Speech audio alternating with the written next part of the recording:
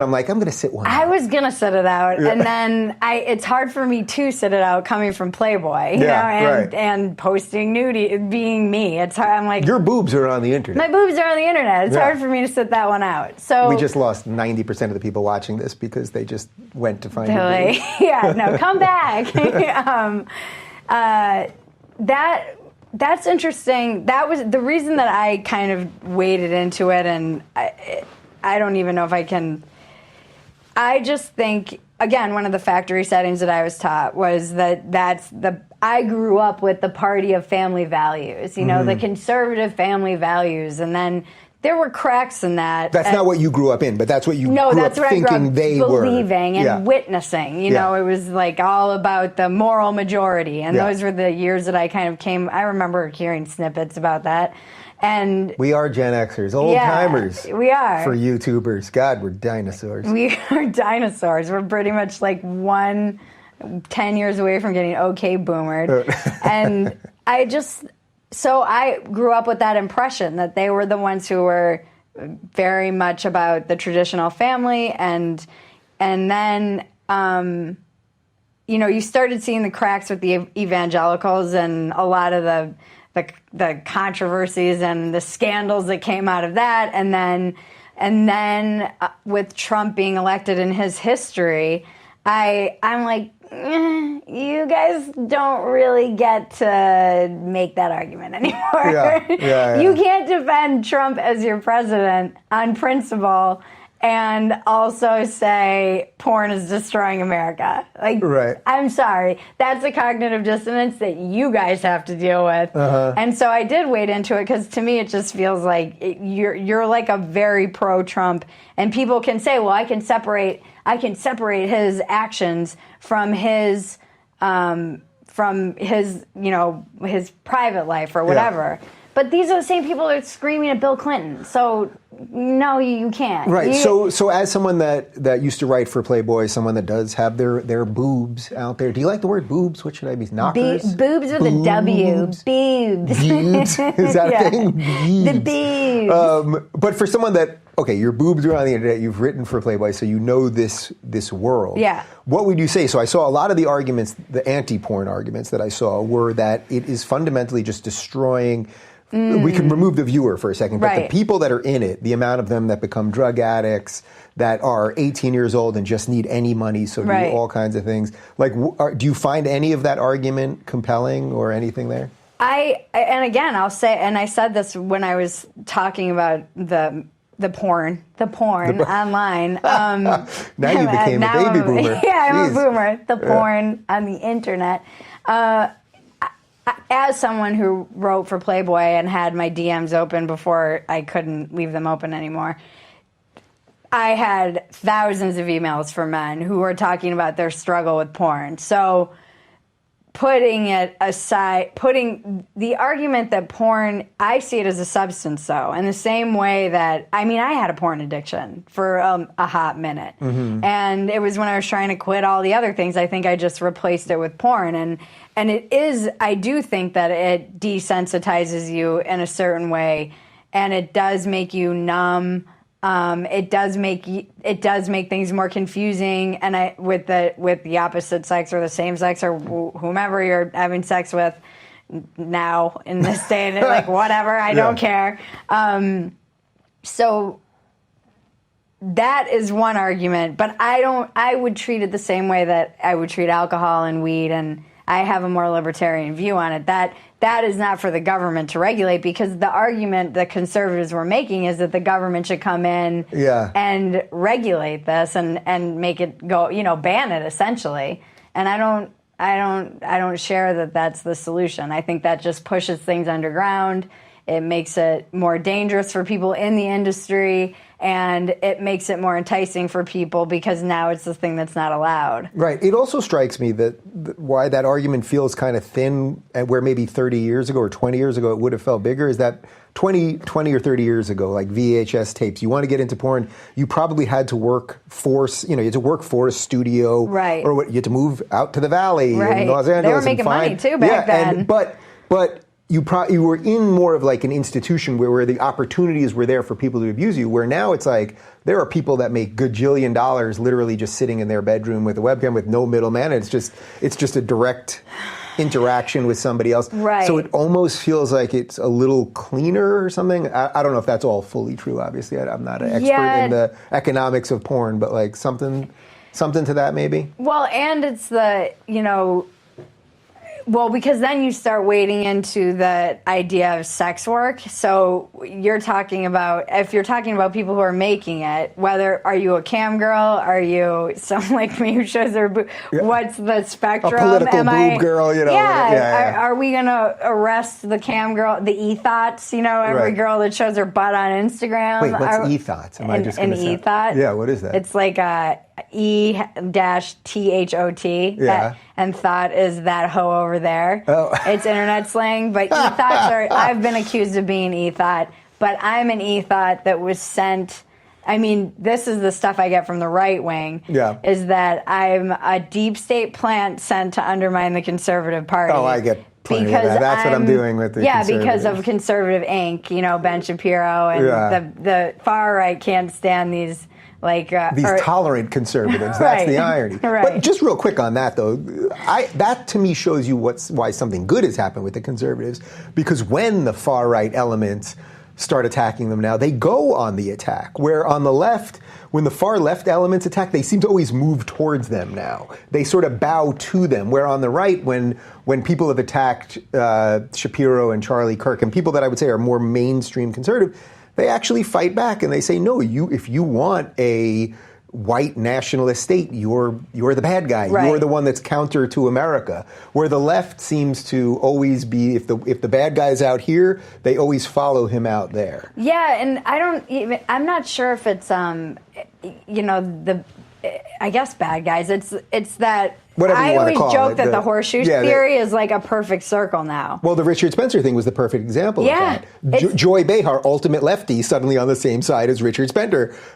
Spencer, far righty. Ba-boom. I get emails. I got one the other day. It said, this is a fight for, you sitting on both sides while the fight for America. And it was like this tirade against me and how, no one's going to remember anyone who laughed while the world burned or something. And I was like, well, lucky for you, I don't want to be remembered. Yeah. So I'm cool with that. But I could not tell you who it was from. I couldn't tell you if it was from the far left or the far right. Yeah. And I posted, and even it was a good, it was nice to see my followers were a little mixed on this too, because I posted what it said, and everybody was like, that's obviously from the right, that's obviously from the left, so whatever you believe is the way you perceive that too. Yeah. And it's just, it's a little bit, it's bananas being, when you are kind of in that space, you're like, whoa, what, it is a mere,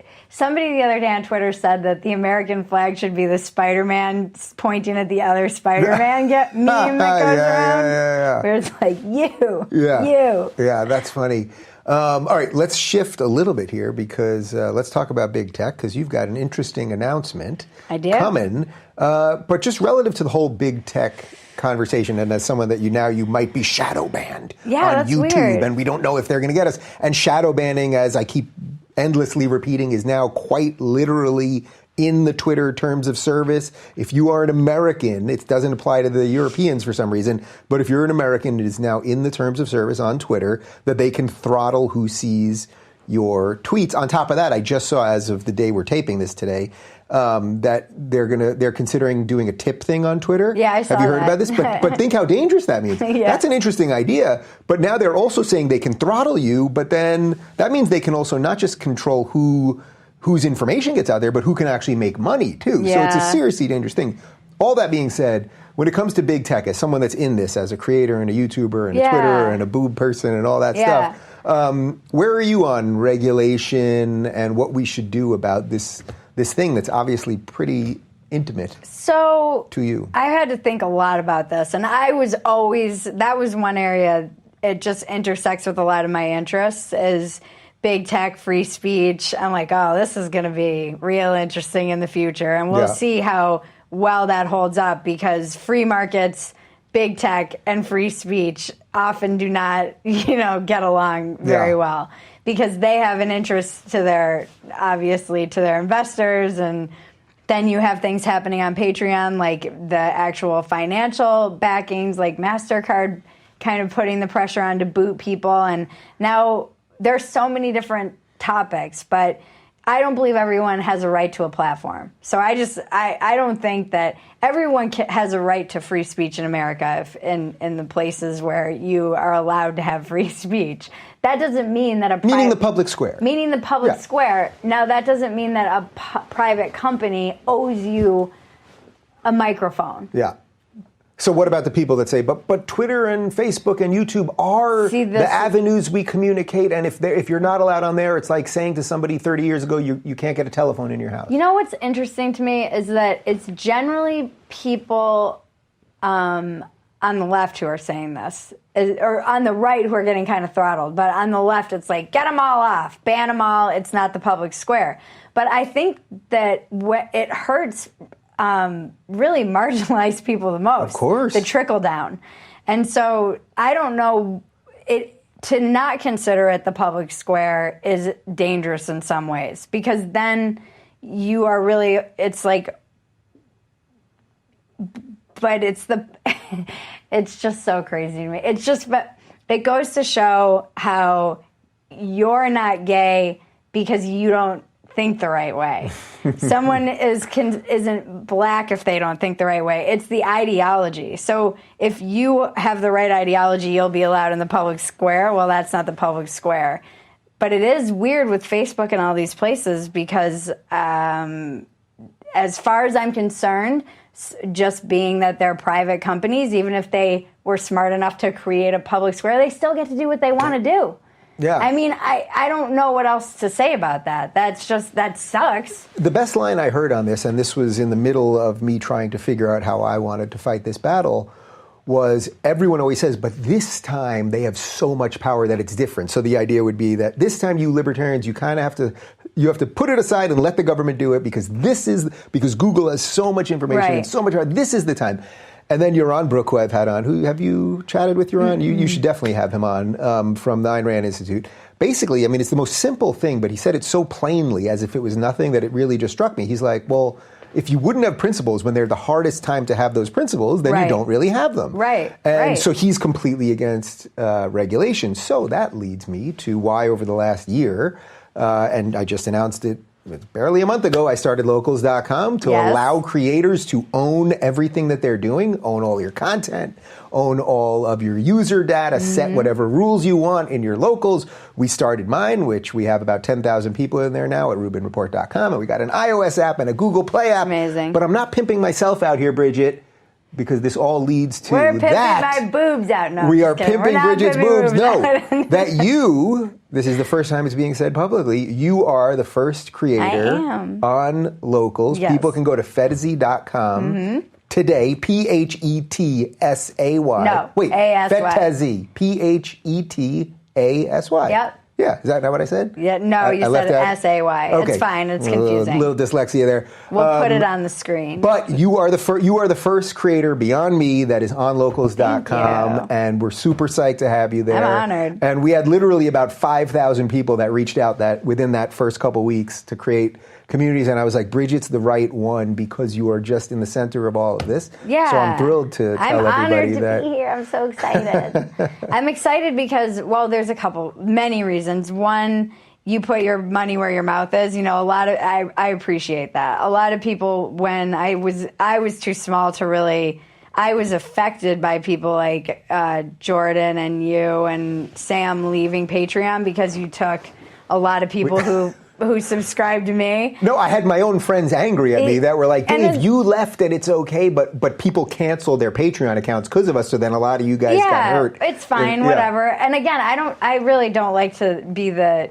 victim-y thing. So even, I'm like, all right, shadow ban me, all right, whatever. I'll figure out a way, because I always have.